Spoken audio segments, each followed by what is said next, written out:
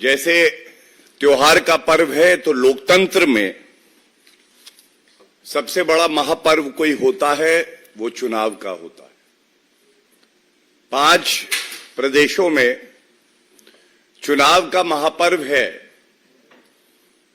और इस प्रेस वार्ता के माध्यम से मैं बात करना चाहूंगा छत्तीसगढ़ की, जहां इस लोकतंत्र के महापर्व पर कोई वातावरण को भ्रष्टाचार से प्रदूषित कर रहा है तो वो व्यक्ति हैं भूपेश बघेल जी, मुख्यमंत्री। और प्रदूषित ऐसा कर दिया है कि लूट खसोट भ्रष्टाचार के नए कीर्तिमान बनाए जा रहे हैं छत्तीसगढ़ में। आप सब जानते हैं, कहा जाता है कि जब गलत खा लो, ज्यादा खा लो तो हाजमा बिगड़ जाता है और खट्टे डकार आते हैं। खट्टे डकार, तो ये कहना गलत नहीं होगा, भूपेश बघेल जी और तमाम कांग्रेसी लीडर ज्यादा काला धन खा गए, उनका भी हाजमा खराब हो गया है। और खट्टे डकार एक होते हैं, सट्टे के डकार आ रहे हैं। घबराए हुए उनको भी आभास हो गया है। छत्तीसगढ़ की जनता ने मन बना लिया है, कांग्रेस की सरकार जाने वाली है।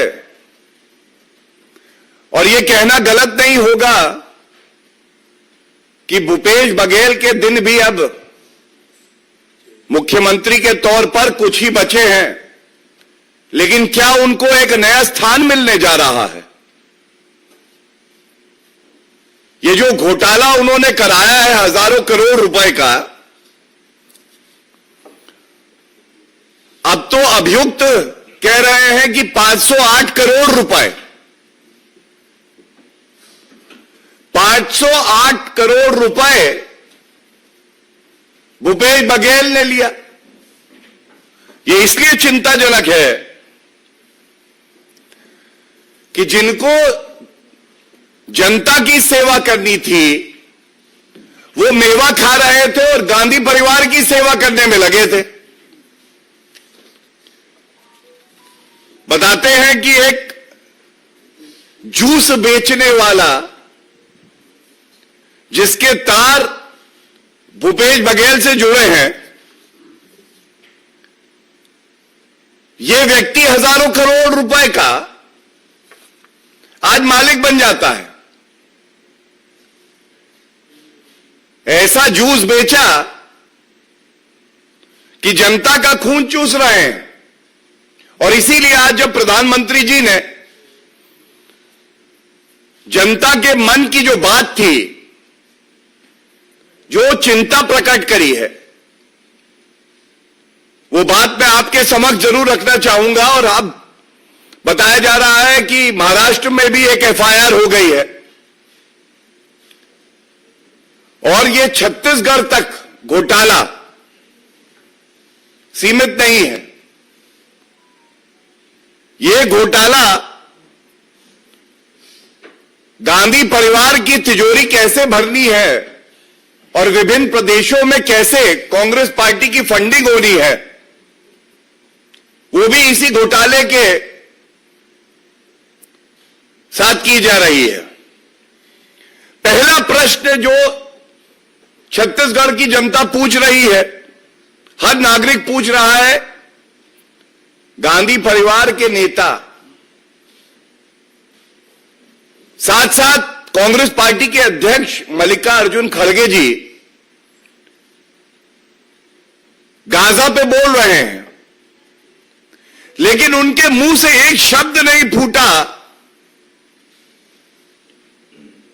ये जो महादेव ऐप घोटाला हुआ है, अभियुक्त कांग्रेस के मुख्यमंत्री का नाम ले रहे हैं, तार उनसे जुड़ रहे हैं, इस पे चुप्पी क्यों साधे है कांग्रेस पार्टी?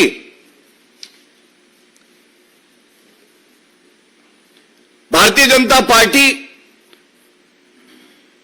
और करोड़ों हमारे जो भाई बहन हैं महादेव को इष्ट मानते हैं। हम लोग कहते हैं हर हर महादेव, और दूसरी तरफ भूपेश बघेल कहते हैं घर घर महादेव ऐप। भाजपा कहती है हर हर महादेव, भूपेश बघेल कहते हैं घर घर महादेव ऐप। और ऐप इसलिए जो नागरिक हैं उनकी गाड़ी कमाई इस ऐप के माध्यम से घोटाला करके पहले अपनी तिजोरी में भरना और उसके बाद जो पूरे विश्व का सबसे बड़ा भ्रष्टाचारी परिवार है गांधी परिवार, उन तक वो घोटाले की कमाई का चंदा चढ़ा देना। तो आज ये दूसरा सवाल भी पूछा जाएगा कि ये बताइए, ये जो 508 करोड़ रुपए जांच में सामने आया है कि अभियुक्तों ने आपको दिए हैं, इसमें कितना करोड़ रुपया आपने खाया है और कितना चंदा चढ़ाया है? और यह गलत नहीं होगा कि इतना भ्रष्टाचार कांग्रेस पार्टी करती है। अगर गांधी भूपेश भ्रष्टाचार कोचिंग सेंटर खोल दिया जाए, भ्रष्टाचार कैसे करना है यह भी आता है इनको, भ्रष्टाचार का रुपया कैसे खाना है और कैसे चंदा चढ़ाना है यह भी आता है इनको, जनता के लिए कैसे कार्य करना है, कैसे विकास की बात करनी है, कानून व्यवस्था को दुरुस्त करना है, यह इनको नहीं आता है। तीसरा बड़ा सवाल, क्योंकि यह घोटाला प्रथम दृष्टया भी जो सामने आ रहा है हजारों करोड़ों का बताया जा रहा है, तो ये जो घोटाले का रुपया है इसका इस्तेमाल छत्तीसगढ़ के चुनाव में किया जा रहा है या 4 अन्य राज्य हैं जहां पर चुनाव चल रहे हैं, वहां पर भी इस काले धन का उपयोग किया जा रहा है। और यह इसलिए स्पष्ट हो जाता है क्योंकि आज आदरणीय प्रधानमंत्री नरेंद्र मोदी जी ने भी यह बात अपने भाषण में उठाई है। सर्वविदित है कि 2.5 साल का फॉर्मूला छत्तीसगढ़ में लागू होना था। अब ये 2.5 साल बाद भ्रष्टाचारी भूपेश बघेल मुख्यमंत्री बने रहते हैं और बताया जा रहा है इसकी वजह यह है जनता की गाड़ी कमाई लूटकर गांधी परिवार की तिजोरी पूरी तरह से भर देना। ये भूपेश बघेल इतना अच्छे से करते हैं कि उनको एक्सटेंशन दिया जाता है। एक्सटेंशन दिया जाता है कि आप छत्तीसगढ़ को लूटो, भ्रष्टाचार करो और हम आपके साथ खड़े हैं। लेकिन एक बात बिल्कुल स्पष्टता से यहां पे कहना आवश्यक है, भूपेश बघेल जी को भी अगर यह गलतफहमी है कि वो कानून से ऊपर हैं या गांधी परिवार उनको बचा लेगा, तो मैं इतना ही कहूंगा कि आप किसी भी संवैधानिक पद पे क्यों ना बैठे हों, घोटाला करने का हक कोई संवैधानिक पद आपको नहीं देता है और किसी को बख्शा नहीं जाएगा। 3 दिसंबर 20 दिन बचे हैं। छत्तीसगढ़ की जनता ने मन बना लिया है, भ्रष्टाचारी पापी भूपेश बघेल को सबक सिखाना है। वोटों की चोट जनता पहुंचाएगी और जिस तरह की सख्त कार्रवाई जांच एजेंसियां कर रही हैं, किसी भी नागरिक के मन में अब संदेह नहीं बचा है, जो किंग पिन है, जिसने ये पूरा घोटाला रचा है, उसे भी बख्शा नहीं जाएगा।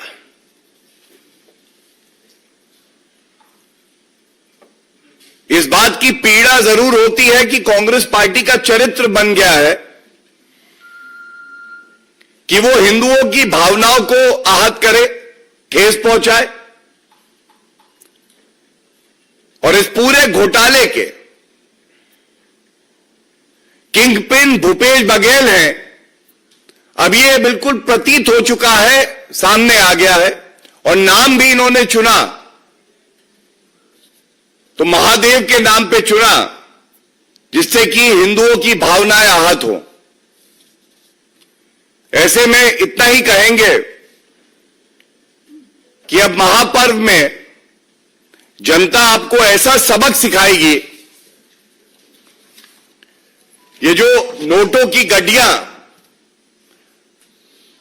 कोरियर के पास से पकड़ी गई थी, ये सारे तार जो जुड़ रहे हैं ये आप ही से जुड़ रहे हैं और ऐसी कार्रवाई आपके खिलाफ होगी, वो एक मिसाल बनेगी कि कोई भी व्यक्ति किसी भी पद पे क्यों ना बैठा हो, वो हिम्मत नहीं कर सकेगा कि वो भ्रष्टाचार करे।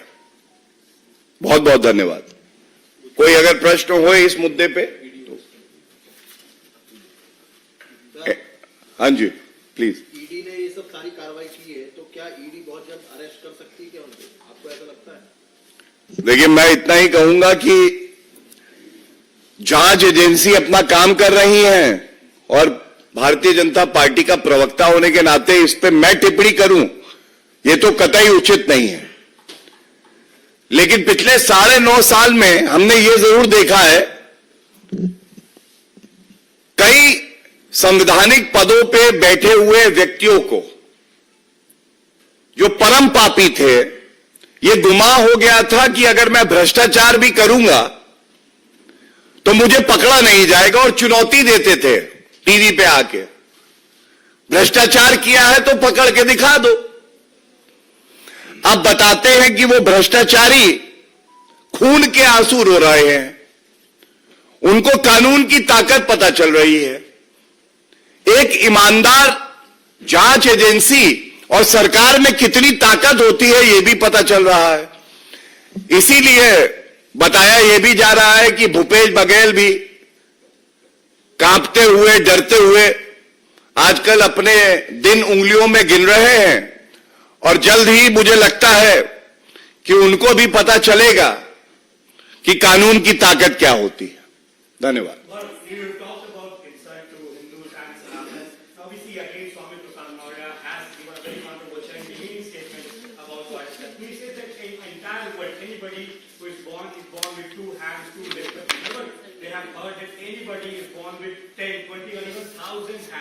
So how can Goddess Lakshmi be born with 4 hands? How do you statement coming in just a day after Diwali? Shocking statement again.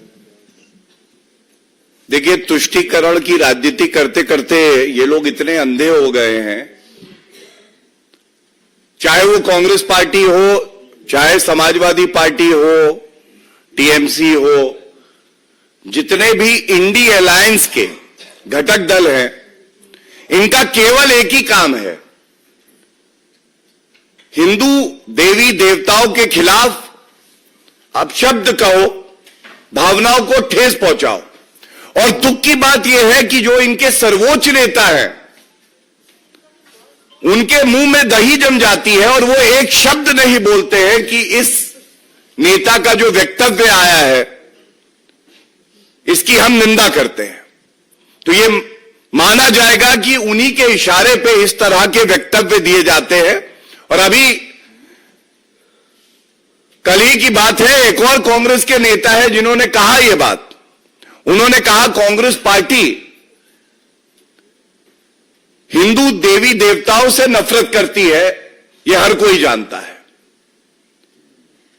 एक तरफ भारतीय जनता पार्टी है जिसने सभी धर्मों के अनुयायियों की भावनाओं का आदर किया है, और दूसरी तरफ ये तुष्टीकरण करने वाली पार्टियां हैं, इनका वजूद मिट जाएगा। अगर आप भारत में रह के भारत की संस्कृति को नहीं पहचानेंगे तो जनता आपको जवाब देगी, यह हमारा मानना है। सर, कांग्रेस के नेता राशिद अल्वी उन्होंने कहा कि दिवाली जिस तरीके से प्रधानमंत्री ने जवानों के साथ मनाई, उस पर निशाना साधा, कहा कि जम्मू कश्मीर में आए दिन जिस तरीके से जवान शहीद हो रहे, उसको कुछ नहीं कहा। देखिए, ऐसा है कि यह हम सबके लिए गर्व की बात है कि प्रधानमंत्री जी की हर दिवाली सेना वाली होती है और भारत के लिए खुशियों वाली होती है। और जो लोग चीन से रिश्वत लेते हैं, जब कांग्रेस की सरकार थी और जवान बुलेट प्रूफ जैकेट मांग रहे थे तो वीवीआईपी चॉपर का घोटाला कर रहे थे, वो लोग क्या जाने कि भारत से प्यार करना क्या होता है, भारत के प्रति समर्पण क्या होता है। और मैं समझता हूं कि दीमक की तरह अगर कोई पार्टी भारत में रह के खोखला करने का काम देश को प्रयास करती है तो वो कांग्रेस पार्टी है, और इसमें सबसे अग्रणी भूमिका कोई निभाता है तो वो गांधी परिवार है, राहुल गांधी है। Gaurav ji, the question which is being raised by Aam Aadmi Party government on Delhi police, which reports to the Ministry of Home Affairs directly, that why they were sitting idle yesterday when firecrackers being busted in Delhi, and especially when Supreme Court has given a complete ban on firecrackers. If there is one government that has been proactively taking effective measures to ensure that not just Delhi but other bordering states also have less polluted air, it is the central government. And Arvind Kejriwal must answer to the people of Delhi. After being reprimanded by the Honorable Supreme Court of India for not taking adequate steps,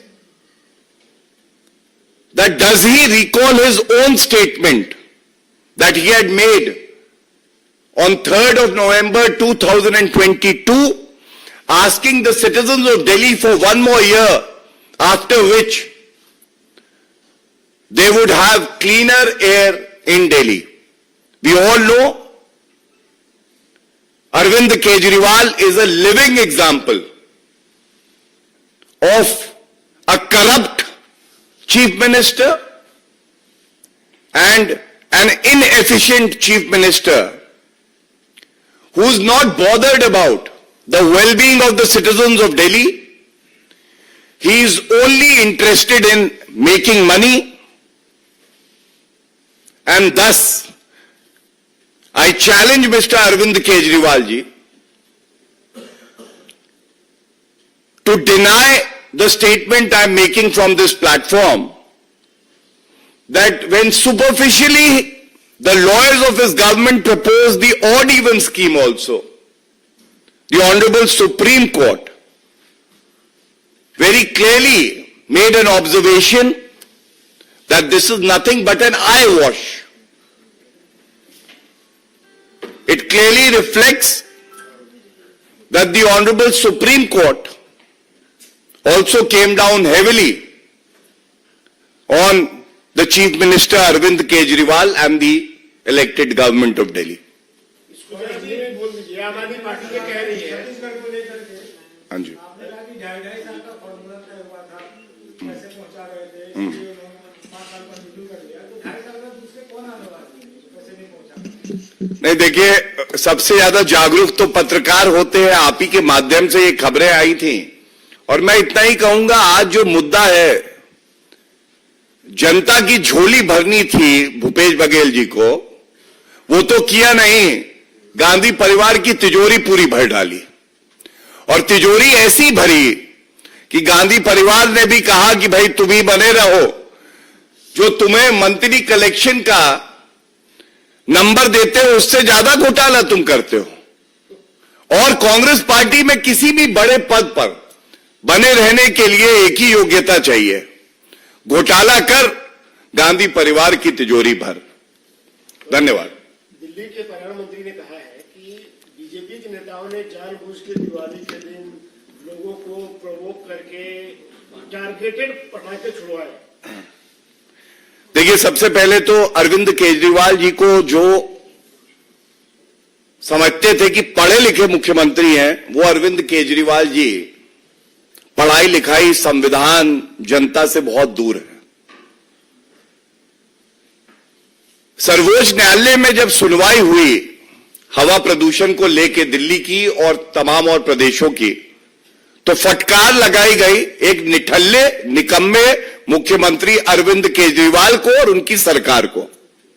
और अरविंद केजरीवाल जी को, जो उन्होंने 3 नवंबर 2022 का उनका वक्तव्य है कि मुझे 1 साल और दे दो और मैं दिल्ली की हवा को साफ कर दूंगा, वो वादा भी पूरा नहीं किया। और यही अरविंद केजरीवाल, जब तक पंजाब में पापी आपकी सरकार नहीं थी, तो पंजाब पे दोषारोपण करते थे। अब वो पंजाब को जो सहायता केंद्र सरकार ने करी है, ना उस ग्रांट का सदुपयोग, ना जो साधन दिए गए हैं उसका सदुपयोग कर पा रहे हैं। यह चिंताजनक है कि ऐसा निकम्मा, निठल्ला मुख्यमंत्री, जो केवल बहानों पर जीता है, जिसका झूठ रोज पकड़ा जाता है, और वे एक नई कहानी बुन लेता है और यू टर्न मार लेता है। मैं समझता हूं दिल्ली की जनता आक्रोशित है और अरविंद केजरीवाल को ऐसा सबक सिखाएगी कि उनको समझ में आ जाएगा कि जनता के पास कितनी ताकत होती है। धन्यवाद। Thank you everyone.